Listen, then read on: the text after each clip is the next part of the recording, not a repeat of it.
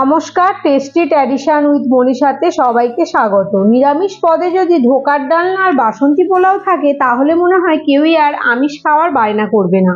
কারণ ধোকার ডালনা আর বাসন্তী পোলাও এমনই একটি পদ যা বাঙালির আবেগ ও ঐতিহ্য দুয়েরই মেলবন্ধন ঘটায়।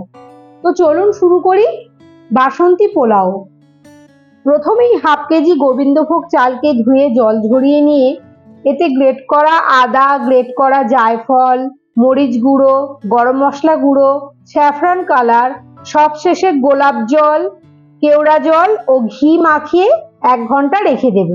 এখন কড়াইতে পরিমাণ মতো রিফাইন্ড অয়েল ও ঘি দিয়ে তেজপাতা, গোটা গরম মশলা ফোড়ন দেব। আপনারা চাইলে পুরোটাই ঘিয়ে করতে পারেন।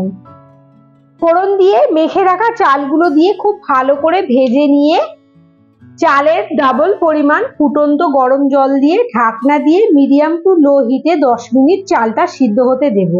10 মিনিট পর চালটা সিদ্ধ হয়ে জল শুকনো হয়ে যাবে, তখন এতে পরিমাণ মতো নুন, মিষ্টি ও ঘিয়ে ভাজা কাজু কিশমিশ মিশিয়ে দিয়ে 5 থেকে 7 মিনিট দমে রেখে দেব।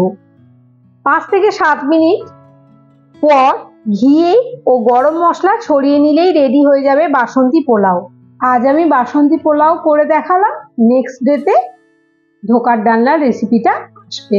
ভালো লাগলে ভিডিওটি লাইক করবেন, এরকম আরও ভিডিও পেতে চ্যানেলটি সাবস্ক্রাইব করবেন।